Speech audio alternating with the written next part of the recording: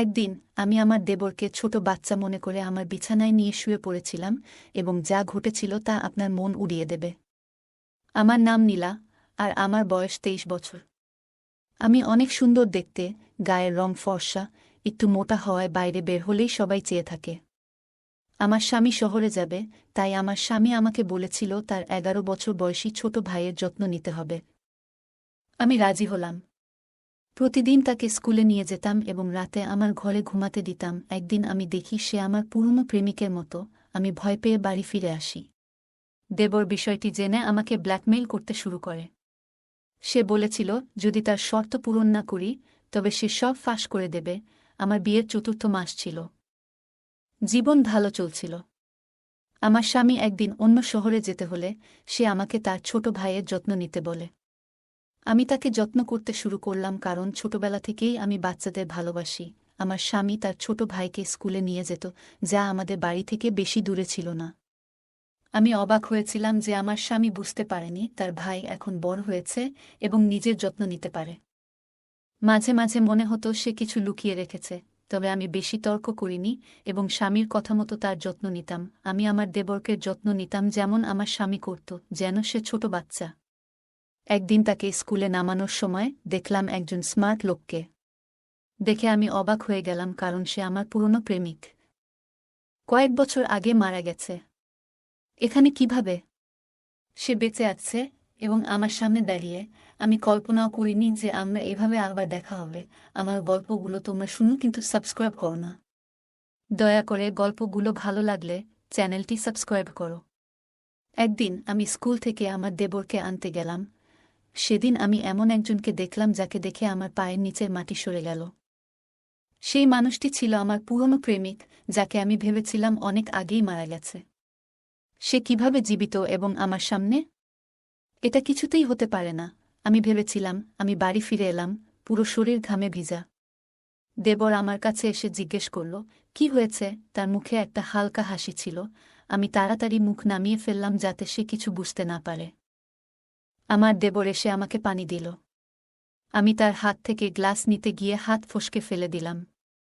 তার চোখে এমন কিছু ছিল যা আমাকে কাঁপিয়ে দিয়েছিল। সে 11 বছরের বাচ্চা, কিন্তু বড়দের মতো তৃষ্ণার্ত চোখে তাকিয়েছিল। আমি তাকে রুম থেকে বের করে দিলাম এবং বিছানায় বসে কাঁপতে লাগলাম। আমার দেবরের সামনে এতটা ভীত হয়ে পড়েছিলাম, কিন্তু কেন এমন ভয় পাচ্ছিলাম বুঝতে পারছিলাম না। মনে মনে নিজেকে সান্ত্বনা দিলাম এবং ভাবলাম এখন শুধু আমরা দুজনই বাড়িতে আছি। আমি কি করব? আমার বাবার একটি কথা মনে পড়ে গেল, যে বাড়িতে শুধু 2টি ছেলে থাকে সেখানে মেয়ের বিয়ে দিও না। কিন্তু মা রাজি না হয়ে আমাকে এখানে বিয়ে দিয়ে দিলেন। যদি তখন কেউ বাবার কথা শুনত, আজ আমি এই পরিস্থিতিতে থাকতাম না। আমার স্বামী আমাকে বিয়ে করে খুব যত্ন নিয়েছে, কিন্তু সময়ের সাথে সাথে বাড়ির পরিস্থিতি কঠিন হয়ে উঠল। তাকে আরও কঠোর পরিশ্রম করতে হলো এবং প্রথম চাকরি ছেড়ে নতুন চাকরি নিতে হলো। নতুন চাকরিতে যোগ দেওয়ার কয়েকদিন পর তাকে শহরের বাইরে যেতে হলো। আগে সে শহরের বাইরে গেলে দ্রুত ফিরে আসত, কিন্তু এবার কয়েকদিন থাকতে হবে। আমি তাকে না যেতে বলেছিলাম, কিন্তু সে বলল এটা জরুরি। আমার মা এখন আর বেঁচে নেই, আর ফুফু এবং বোনেরা সবাই তাদের নিজের ঘরে। কাকে ডাকব? চুপ করে স্বামীর জন্য অপেক্ষা করতে লাগলাম। সে যদি কিছুদিন বাইরে থাকে, আমার জীবন আরও কঠিন হয়ে যাবে। একদিন আমি আমার দেবরকে স্কুলে নামাতে গিয়ে দেখলাম সে আমার দিকে তাকিয়ে আছে। আমি তার স্কুলের স্যারদের সাথে দেখা করতে গিয়েছিলাম। সে আমার সামনে বসেছিল, তার মুখে সেই চেনা হাসি ছিল, যদিও এখন একটু দুঃখ ছিল। আমি তাড়াতাড়ি মুখ নামিয়ে নিলাম, কিন্তু মনে হলো অনেক দেরি হয়ে গেছে। স্যারকে ডেকে বলল, স্যার, এই আমার দেবর। তারপর সে আমার সাথে কথা বলতে লাগল। আমি খুব কনফিউজড হয়ে গেলাম, কেন জানি না। আমার অতীত মনে পড়তে লাগল। আমি কিছু কথা বললাম এবং তারপর দেবরকে বললাম, চল, বাসায় অনেক কাজ আছে, কিন্তু তুহিন আমাদের জন্য খাবারের অর্ডার দিয়েছে। বলল, দিদি তুমি রোজ আমার সাথে আসো। স্যার আজ অনেক মজা করেছে। সাহস জোগাড় করে আমি মাত্র 2টো কামড় খেয়ে বেরিয়ে এলাম। অনেকদিন পর তুহিন বের হল। আমি তাড়াতাড়ি অটোতে বসে তুহিনকে ইশারা করলাম যে আমরা বাড়ি ফিরছি। আমার শ্বাস নিতে খুব কষ্ট হচ্ছিল। বাসায় ফিরে দেবর বলল, ভাবি কি ব্যাপার? আমি জিজ্ঞেস করলাম, তুমি কি বলছ? তখন সে বলল, তুহিন স্যারকে তুমি কি আগে থেকে চিনো? আমি বললাম, না, আমি তাকে চিনি না। সে জানে আমি কিছু করতে পারব না, তাই আমাকে বলল, তুমি আরাম করো, তোমার ভাইয়ের জন্য চিন্তা করো না।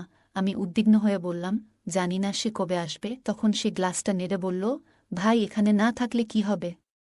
আমি সব জানি। আমি এতটাই ভয় পেয়েছিলাম যে তাকে হাতজোড় করে বললাম, ঈশ্বরের জন্য কাউকে কিছু বলো না। তারপর সে বলল, ভাবি আপনি সরল মনে হলেও আমি জানি আপনার গোপন কথা। কিন্তু আমি কাউকে বলবো না, যদি আপনি আমার এক শর্ত পূরণ করেন। ভয়ে আমি রাজি হয়ে গেলাম, ভেবে যে সে হয়তো টাকা বা কোনো মূল্যবান জিনিস চাইবে। দেবর বলল, আমি কাউকে কিছু বলবো না, কিন্তু আমার শর্ত মানতে হবে। আমি আজ জরুরি কাজে যাচ্ছি, কাল তোমাকে জানাবো। সে চলে যাওয়ার পর আমি পুরো রাত টেনশনে কাটালাম। পরদিন তুহিন আমাকে ডাকল, আর আমি কাঁপতে লাগলাম। সারাদিন দেবরকে ঘুরে ফিরে শেষে বাসায় ফিরল। আমাকে বলল, ভাবি আমি পরশু তোমাকে সব বলবো। আজ আমি বন্ধুদের সাথে বাইরে ডিনার করেছি, তাই তুমি গিয়ে ঘুমাও, ভাই কাল বা পরশু আসবে। এমন ভঙ্গিতে বলল দেবর যে আমি তার বয়স আর স্বভাব নিয়ে ভাবতে লাগলাম। আমি আমার রুমে গিয়ে সারা রাত টেনশনে কাটালাম, ঠিকমতো খেতেও পারলাম না। মনে হচ্ছিল পাশের ঘরে কেউ কথা বলছে।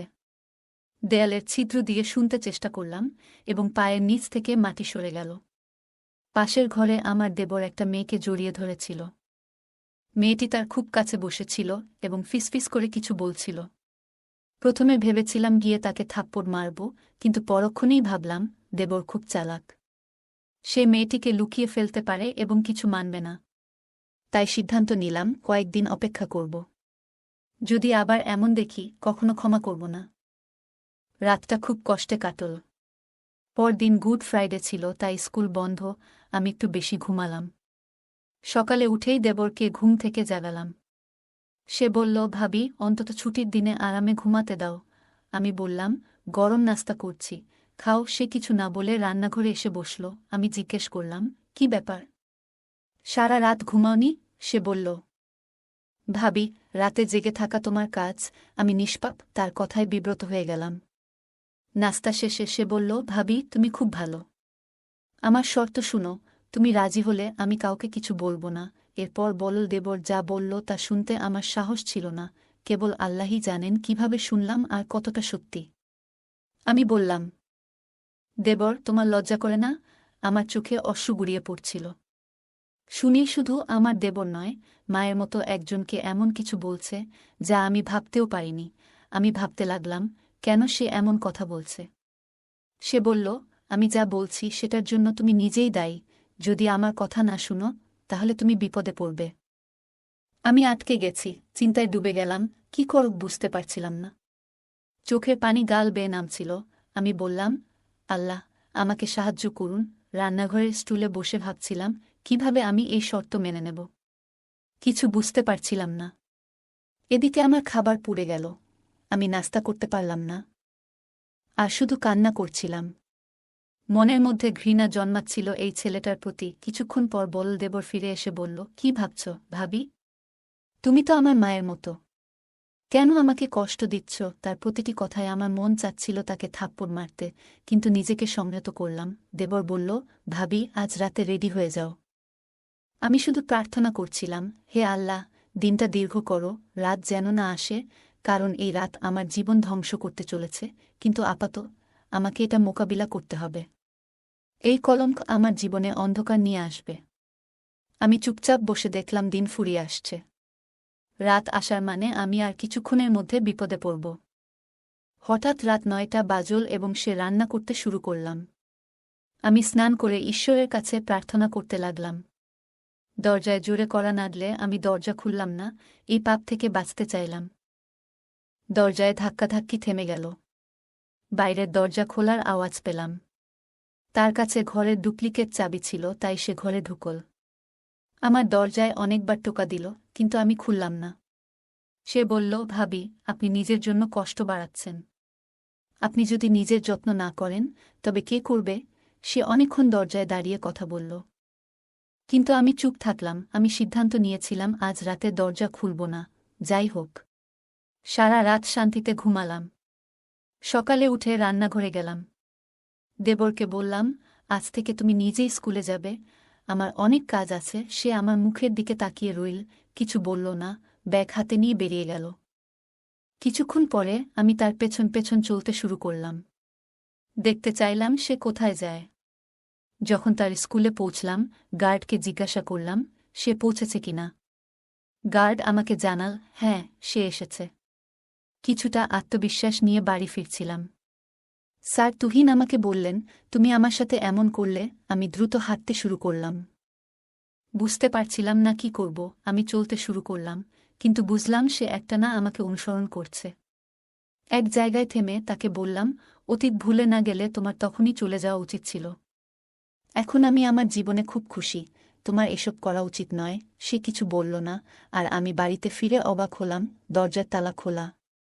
আমি খুশি হলাম স্বামীকে দেখে যে সে আগের মতো আর হাসছে না, তবে তাকে জড়িয়ে ধরলাম। তার আচরণে খুশি হলেও হঠাৎ এমন পরিবর্তনে চিন্তিত হলাম। মনে হল দেবর হয়তো কিছু বলেছে। গোসল সেরে বললাম, নাস্তা রেডি। সে ঠান্ডা সুরে উত্তর দিল, আমি নাস্তা করে এসেছি। আমি সুনীলকে জিজ্ঞেস করলাম, কিছু ঘটেছে? সুনীল বলল, অনেক কিছুই ঘটতে যাচ্ছে। তুমি মজা করো। আমার মনে আল্লাহর কাছে প্রার্থনা করছিলাম, আমাকে এই কষ্ট থেকে রেহাই দাও। আমার মধ্যে দেবরের জন্য অনেক ঘৃণা জমেছিল। আমার স্বামী বলল, কিছুদিন মায়ের কাছে যাও, কিন্তু আমি যেতে চাইনি, কারণ আমার স্বামী অনেক দিন পর বাড়ি ফিরেছে। তবে আল্লাহর পরিকল্পনা ভিন্ন ছিল। সন্ধ্যায় বাড়ি থেকে ফোন এল, ছোট ফুফুর অবস্থা খুব খারাপ। আমাকে দ্রুত যেতে হবে। বাড়ি গিয়ে দেখি বাড়ির বাইরে একজন বসে আছে। সে আর কেউ না, আমার পুরনো প্রেমিক তুহিন। তুহিন আমাকে আসতে দেখেনি। রুমে ঢুকে আমি ফুফুর কাছে যাই, দেখি ফুফু বসে আমাকে দেখে হাসছে। আমি তাকে বললাম, তুমি তো ভালোই আছো, তাহলে কেন মিথ্যা বলে আমাকে এখানে নিয়ে এলে? তখন ফুফু বলল, বাইরে যে লোকটি বসে আছে সে আমার ছোট মেয়েকে বিয়ে করার জন্য এসেছে, তাই তোকে এইভাবে ডেকে আনছি। না হলে তো আর আসতি না। তারপর আমি তুহিনের সাথে দেখা করলাম, অনেক কথা তাকে বললাম। সে এখনো হয়তো আমাকে ভালোবাসত, কিন্তু সে আর কিছু আমার কাছে প্রকাশ করেনি, তাই আমিও আর কোনো কিছুই প্রকাশ করিনি। আমি আমার স্বামীকে ফোন দিয়ে তার ভাই সহ এখানে ডেকে আনলাম, যাতে তারা আমার বোনের বিয়েতে থাকতে পারে। তারা চলে আসলো। আমার স্বামী আমার উপর অনেক রেগেছিল। আমি তাকে বাইরে নিয়ে আমার প্রতি তার ছোট ভাইয়ের নির্মমতার কথা জানালাম, যে তার ভাই আমার সাথে কি কি করছে। আমার কথা শুনে আমার স্বামী অবাক হয়ে যায় আর বলে, ঠিক আছে, তাহলে আমি এখন আমার ভাইকে বাড়িতে রাখব না, ওকে বাইরে রেখে পড়াশোনা করাব। আমি তার কথা শুনে অনেক খুশি হলাম। আমি তাকে কান্না করতে করতে জড়িয়ে ধরলাম। গল্পটা কেমন লাগলো জানাতে ভুলবে না।